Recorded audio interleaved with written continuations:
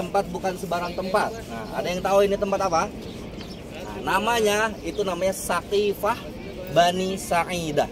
Apa? Saqifah Bani Sa'idah. Nah, Saqifah itu bahasa Arab artinya apa? Naungan. Ya. Nah, kan di sini kan banyak pohon-pohon, ya kan, banyak tanaman-tanaman, ya. Ini adalah Saqifah yang artinya adalah naungan, nah, atau tempat berteduh. Nah, kenapa dinamakan Bani Sa'idah? Bani Sa'idah itu dia adalah Sa'idah itu nama orang, ya kan? Keluarga, Bani itu keluarga Sa'idah. Sa'idah itu dia adalah seseorang yang mana dia itu keturunan daripada suku Khazraj. Nah, ini perhatikan ini. Jadi di Madinah itu ada dua suku yang terkenal, ibu bapak, ya. Ada dua suku Arab yang terkenal sebelum datangnya Rasul, ya. Sebelum datangnya Rasul itu di Madinah ini ada dua suku terkenal. Yang pertama suku Khazraj dan yang kedua suku Aus. Ya, bukan Haus, ya, bukan Haus tapi Aus. Nah, jadi ada suku Khazraj dan suku Aus. Nah, dua suku ini sering bertikai, nggak pernah akur, ya. Kayak Persib sama Persija gitu, ya kan? Atau kayak apa nih? Kayak Persibaya sama Arema. Oh, syukran Nabi, syukran. Nah, itu kayak gitulah, sering berantem gitu kan suku Khazraj dan suku Bani Aus ini.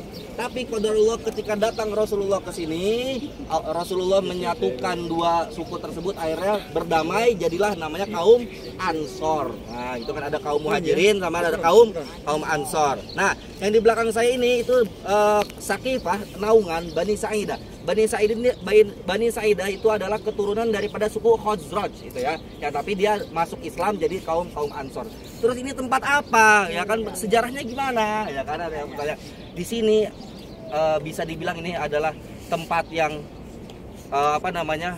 senang juga, kabar bahagia, kabar gembira, tapi di sini juga bisa jadi tempat yang kabar yang cukup buruk. Kenapa? Karena di sini adalah pertama kali kejadian ada konflik antara umat Islam. Nah, kenapa? Karena sepeninggalnya Rasulullah SAW, ketika Rasulullah wafat, Rasul enggak memberikan wasiat, ibu bapak, kepada siapa kepemimpinan Islam ini akan dilanjutkan setelah Rasul. Rasul tidak memberi wasiat, ya kan? Kalau misalkan kita, kalau zaman sekarang mungkin sebelum wafat nulis wasiat, ini tanah buat si ini wasiat kita nanti gini buat anak-anak kita. Tapi Rasul tidak memberikan wasiat. Wafatku langsung keluarkan pedangnya sama si Umar itu. Siapa yang berani bilang Rasul wafat, maju sini saya bunuh orangnya. Saking Umar bin Khattab tidak percaya, saking cintanya Umar bin Khattab kepada Rasulullah, bahwa Rasulullah wafat, dihunuskan pedangnya oleh Umar. Siapa yang berani bilang bahwa Rasulullah wafat, sini maju saya bunuh. Akhirnya ketika itu Abu Bakar datang mengambil Umar dan ditenangkan Umar. Apa kata Abu Bakar? Wahai Umar, barang siapa yang menyembah Allah, man kana ya'budu rabbahu, man kana ya'budu Muhammadan, kata si Abu Bakar, barang siapa yang menyembah Muhammad faqad mat, Muhammad sudah mati. Tapi man kana ya'budullah, Allah la yamut wa yahya abadan. Barang siapa yang menyembah Allah, Allah selalu hidup dan tidak pernah mati. Langsung ketika itu Umar tunduk, nangis kejar-kejar Umar bin Khattab ketika mendengar bahwasanya Nabi Muhammad telah wafat. Nah, gitulah. Nah, barulah ketika itu keluarganya Nabi Muhammad seperti Ali bin Abi Thalib, ya kan, Ali bin Abi Thalib itu kan sepupunya Rasul, ya kan.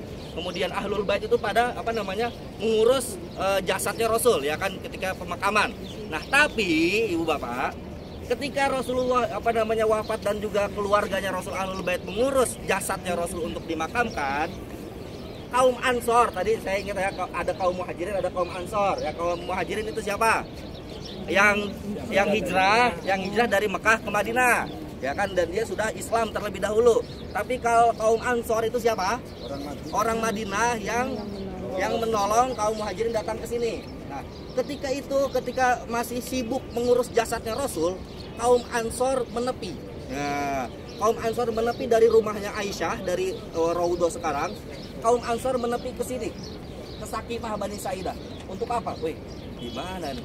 Islam ini gimana? Rasulullah tidak memberikan wasiat. Siapa nih kira-kira pemimpin setelah Rasulullah? Wah, kaum Ansor tiba-tiba sendiri di sini dia. Karena apa? Karena dia tuan rumah. Ya nggak? Kaum Ansor tuan rumah dia. Siapa dia yang memimpin Madinah nanti? Wah, ketika itu masih berdebat, kaum Ansor ini terdengar ke kuping Abu Bakar dan Umar. Abu Bakar dan Umar ketika itu juga sedang mengurus jasadnya Rasul. Akhirnya ketika terdengar ke kuping Abu Bakar dan Umar, Abu Bakar langsung ikut ke sini. Nah, karena Abu Bakar Umar kaum apa dia? Muhajirin. Abu Bakar dan Umar kaum Muhajirin. Nah, sengaja kaum Muhajirin gak diajak sama kaum Ansor, Bu, Pak. Sengaja, karena apa? Kaum Ansor merasa tuan rumah, ya kan, yang berhak jadi khalifah setelah Rasul ini kaum Ansor ini, katanya kan gitu. Akhirnya ketika mendengar Abu Bakar dan Umar datang ke sini, Abu Bakar dan Umar, terjadi perdebatan di sini. Enggak, yang harus jadi khalifah itu adalah Abu Bakar, kata Umar itu. Karena Abu Bakar ini dia pertama yang menemani Rasul hijrah dari Mekah ke Madinah siapa? Rasulullah sedang halangan untuk menjadi imam. Rasulullah menyuruh kepada Abu Bakar untuk menjadi imam.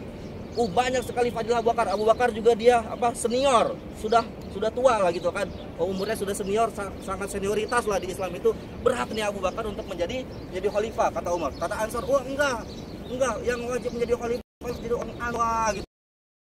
Juga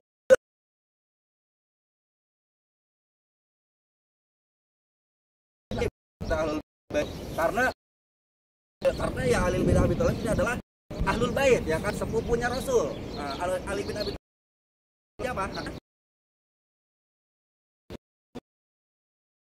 Kali konflik Umar memilih Abu Bakar, Hamzah Thalib